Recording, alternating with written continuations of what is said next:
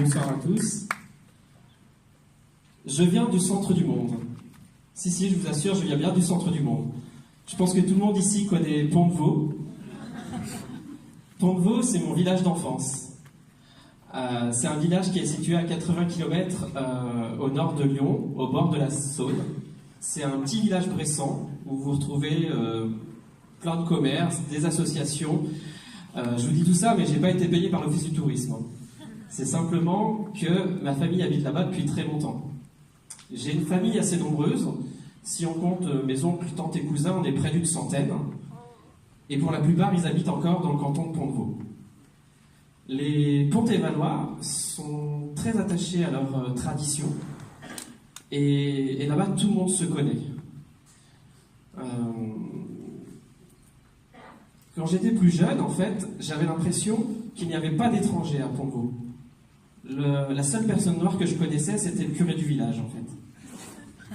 Mais ça, c'était uniquement mon impression. Parce que, avec le recul, je me suis rendu compte qu'en fait, il y avait de nombreuses personnes d'origine étrangère.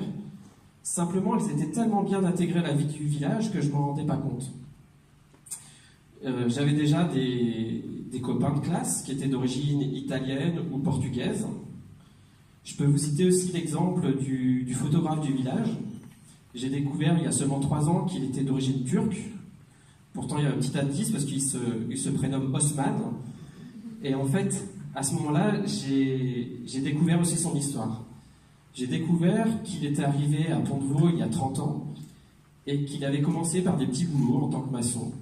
Ensuite, il s'est installé en tant que photographe dans le village.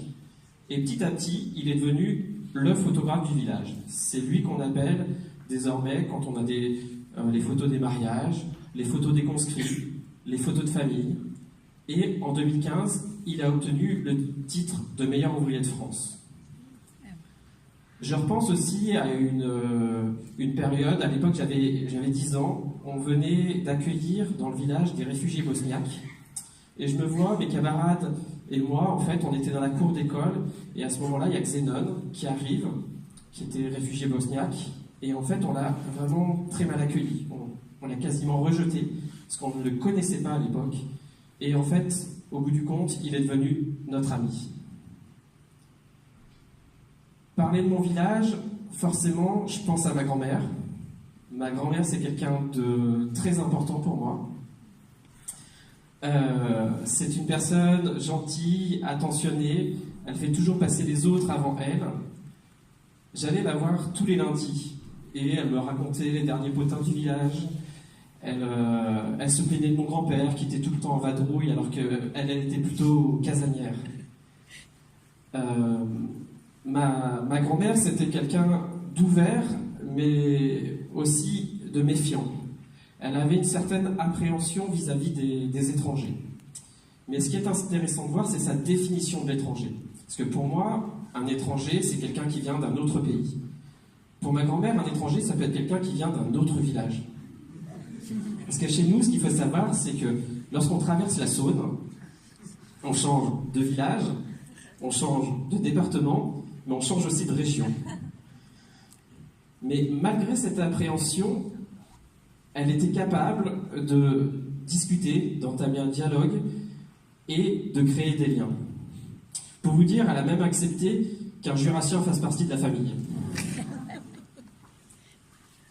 À la campagne, notre relais d'information, c'est souvent la télévision. Et on se fait une image, notre image de l'étranger, elle est véhiculée par la télévision. Et c'est souvent un miroir déformant. Moi-même, je suis un enfant de la télé. J'ai grandi avec la télé. Je faisais mes devoirs pendant les publicités. J'étais un fan du Club Dorothée, mais je regardais aussi les journaux télévisés. Et je me suis rendu compte qu'en fait, ce que je voyais à la télé, c'était pas forcément...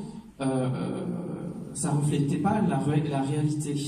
Et pour me faire ma propre opinion, j'ai voulu rencontrer des personnes. Et ces rencontres, j'ai pu les faire en venant à Lyon. À Lyon, j'ai rencontré des personnes de cultures différentes, d'origines différentes. Et une fois que j'ai pu avoir ce contact, ce dialogue, j'ai eu envie d'agir. Et dans mon village, lorsqu'on veut agir, soit on crée une association, soit on rejoint une association. Et cette association, ensuite on s'en sert, c'est des associations très dynamiques, avec aussi de la proximité. Et en fait, c'est ce que j'ai voulu apporter en créant l'atelier projet professionnel en mars 2016. Cet atelier, il est là pour accompagner les personnes réfugiées dans leur recherche d'emploi. Donc voilà, c'est parti, on est en mars 2016, premier atelier, on reçoit les premières personnes, et je m'étais préparé à recevoir des personnes peu qualifiées, peu diplômées, et là, la première personne qui s'adresse et qui me tend son CV, c'est Mohamed, et je me rends compte qu'il a un CV de 5 pages, en anglais, et qu'il a un bac plus 7. À ce moment-là, je me suis dit que même moi qui pensais être ouvert d'esprit, eh bien moi, j'avais également des préjugés. Grâce à cet atelier, j'apprends beaucoup de choses. On a des personnes qui viennent à l'atelier, qui ne sont pas forcément toujours à l'aise avec le français, ils sont en cours d'apprentissage pour certains d'entre eux.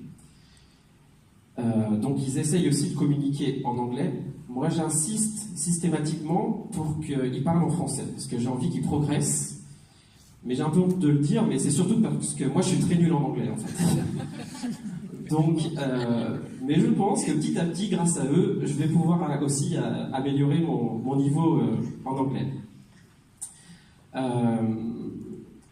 Dans cet atelier, j'apprends également sur moi-même. Je me suis rendu compte qu'il était inutile de râler pour des futilités, ce qui est un peu un sport national en France, parce qu'on a en face de nous des personnes qui ont eu des parcours de vie parfois compliqués, ils ont traversé des choses parfois très difficiles, mais ils sont avec nous et ils ont une telle énergie positive, une telle envie d'avancer, qu'en fait, ça en devient contagieux et que, en fait, ce sont eux qui vont me booster. C'est eux qui me donnent envie d'avancer et de les accompagner encore plus et de mettre en avant tous leurs talents.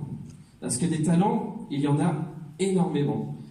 Et les personnes réfugiées qui arrivent pour faire le CV, certains, ils se dévalorisent. Ils se dévalorisent parce qu'ils sont en France depuis plusieurs mois, plusieurs années, parce que la procédure pour avoir le statut de réfugié, la procédure est longue, et pendant ce laps de temps, ils n'ont pas le droit de travailler.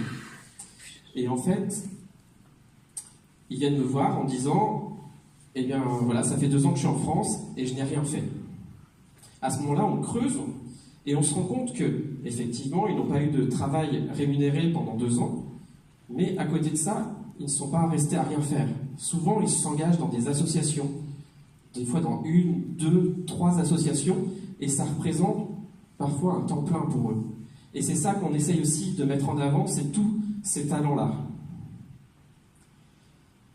Souvent, on entend dans les médias ou sur les réseaux sociaux que les personnes réfugiées qui viennent en France, ils viennent pour nos aides sociales. Moi, quand je suis avec eux, c'est pas ce discours-là que j'entends. Ce que j'entends plutôt parler d'intégration, de projets professionnels, de travail. Ce sont ces mots-là que j'entends, moi. Je vous raconte tout ça parce qu'en fait, pour moi, il y a 2 choses qui m'ont construite, il y a 2 choses qui font que j'ai envie d'avancer avec l'atelier projet professionnel. La première, c'est l'importance du réseau. Le réseau, c'est primordial. Moi, j'ai la chance d'avoir un réseau important, que ce soit amical, familial. Je sais que mes premiers stages, mes premiers jobs, je les ai obtenus grâce à ce réseau. Et si j'ai besoin d'aide, si j'ai le moins de soucis, je sais que je peux compter sur leur soutien. Et ensuite, la dernière chose, c'est que l'on habite à 100 mètres ou que l'on vienne d'un autre pays, on sera toujours l'étranger de quelqu'un, et qu'en fait, la seule solution, c'est la rencontre, c'est l'échange. Et ma grand-mère a été capable de le faire, donc je pense qu'on en est tous capables. Pour moi, c'est un exemple à suivre, ma grand-mère, et je la remercierai jamais assez pour toutes ces valeurs qu'elle m'a transmises. Elle n'est plus là aujourd'hui, mais je sais qu'elle aurait été heureuse de rencontrer mes nouveaux amis. Je vous remercie.